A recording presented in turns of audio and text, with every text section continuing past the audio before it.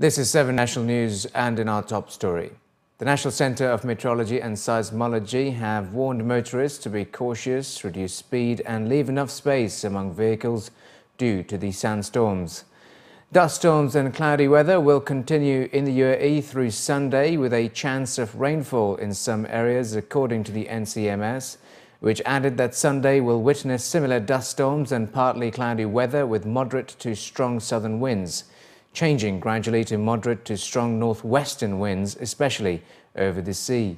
The winds will cause the continued blowing of dust into the country, which in turn will continue to cause reduced horizontal visibility with a significant fall in temperatures, with the weather on Sunday during the day expected to reach around 22 to 27 degrees Celsius, and at night it will drop to around 11 to 13 degrees Celsius. The winds led to low visibility of less than 1,000 meters in many areas nationwide and are also causing extremely rough seas. The NCMS, in a statement released today, pointed out that poor visibility reached 500 meters at Al Maktoum International Airport and 1,400 meters in Al Ain, Sharjah, Abu Dhabi, Dubai and Al Butain, respectively. And the strong winds across the country have contributed to the outbreak of a number of fires in Dubai and Abu Dhabi. In Dubai, a massive fire that broke out in the Torch Tower at Dubai Marina early Saturday morning has been brought under control. According to the Dubai Civil Defence, the blaze started in one of the apartments on the 51st floor and spread up until the 83rd floor of the Marina Torch, a residential skyscraper at the Dubai Marina that is also one of the tallest residential buildings in the world. Hundreds were evacuated from the skyscraper, and authorities said that they responded to the fire and stated that no fatalities or serious injuries were reported, but 7 people were treated on the scene suffering from mild smoke inhalation. Experts said Dubai police will now conduct an investigation to determine the cause of the blaze. And earlier in Abu Dhabi, 10 people were killed and 8 injured when a fire ripped through an illegal workers' accommodation in Musaffa early on Friday morning. The blaze started on the first floor of a 2-floor commercial building where warehouse space was being used for illegal accommodation. According to local reports, police said they had arrested the owner of the building and that they were still trying to find out how the fire started. More than 549,000 duplicate perfumes and personal care products valued at 4.64 million dirhams was seized after the Department of Economic Development raided a warehouse in Dubai. Duplicates of at least 23 well-known international brands were recovered in the raid, which seized over 126,000 duplicate perfumes and 423,000 cosmetic products.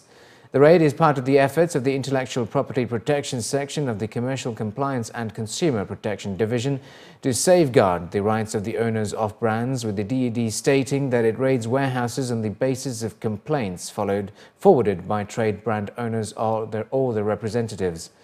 The DED, he said, has intensified its joint inspection visits to combat the menace of trade fraud and duplication of products, which pose a threat to the economy and cause damage to consumers and traders. High-quality duplicate products look almost exactly similar to the original ones, and it is here, according to the DED, that the consumer must play an active role and demand purchase receipts while buying products. They've also warned consumers about the dangers of using duplicate products and the health risk they pose, pointing out that in almost all instances, the fakes are not in compliance with the standards and specification followed in the country. Street 4B in Al Quoz has once again transformed into an outdoor open-air art gallery as it is playing host to Street Nights for its 2nd edition, with lots of entertainment on offer for the public. The Street Nights concludes this evening and had captivated the attention of many art lovers who had flocked over during the weekend to enjoy Dubai's subculture. A number of art pieces have taken to the street in Al Quoz, with local delicacies and musical entertainment maintaining a festive atmosphere throughout the event. Running until midnight, visitors could interact with renowned artists from the region who have gathered for the event and express their creativity together by painting the 200-meter-long walls along the street. Those passionate about poetry can also join these sessions, which are taking place inside the large shipping container that was set up for this year's edition. According to the organisers, this year they're collaborating with the Dubai Food Festival and are also playing host to a number of culinary experts for the Chefs Contest. It was added that the event also aims to support the local art community and bring the art lovers together to embrace Dubai's street culture.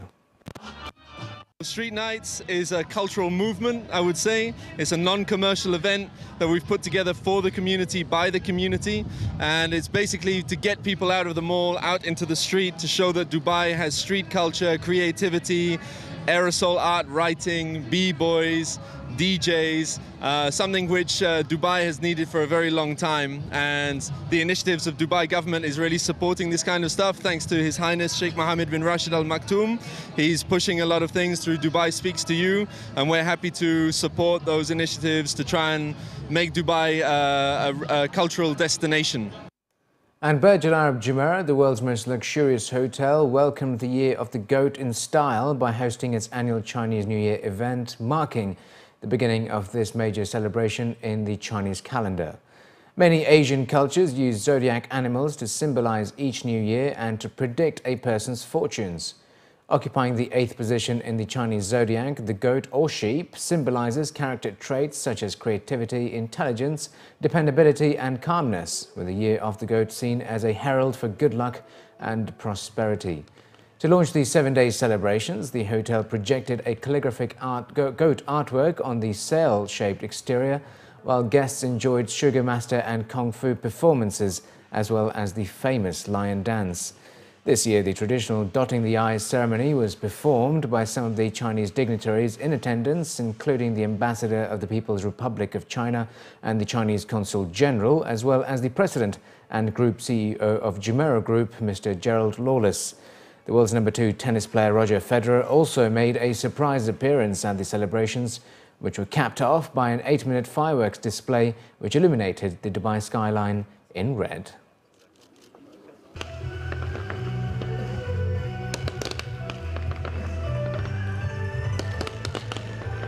Chinese New Year, we call that Spring Festival. It's the most important traditional holiday in China. In this occasion, there is a reunion of the family for the Chinese. We are now in UAE. We are unable to go back to China to enjoy with our families. But I think we are very happy here, like a big family, because there's so many friends, not just from China and just all from all the world. You saw Roger Federer is joining our party. So I think this holiday, this festival, has become a world festival, not only for Chinese. So I'm very glad for that. We talk about 100 million outbound Chinese tourists worldwide from 2020, and certainly this has been announced by the World Travel and Tourism Council. We see that these numbers are well on target. I think this year, or the year just gone, was about 50 million visitors, and here into Dubai and into the United Arab Emirates, there's been a long-standing relationship, and I think there's been some very effective promotion by the Dubai government and indeed by the Dubai Department of Tourism and Commerce Marketing over the years to really cement the relationship between China and the United Arab Emirates, to ensure that we continue to receive the number of tourists that we're now enjoying. And this will continue. I think Dubai will always be a favourite for the Chinese tourists. We like to think in the Jumeirah Group that we are their first choice, and certainly from what we see with the Burj Al Arab, our flagship, it is extremely well known in China, and everybody in China, when they think about coming to Dubai.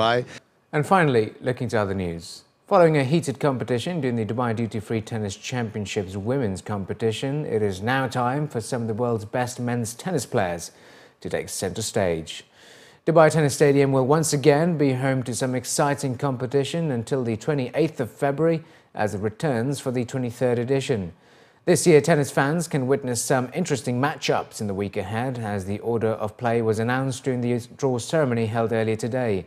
Among the top names that will feature during this year's ATP 500 contest include world number 1 Novak Djokovic, last year's winner Roger Federer, world number 4 Andy Murray, as well as world number 7 Thomas Berdych.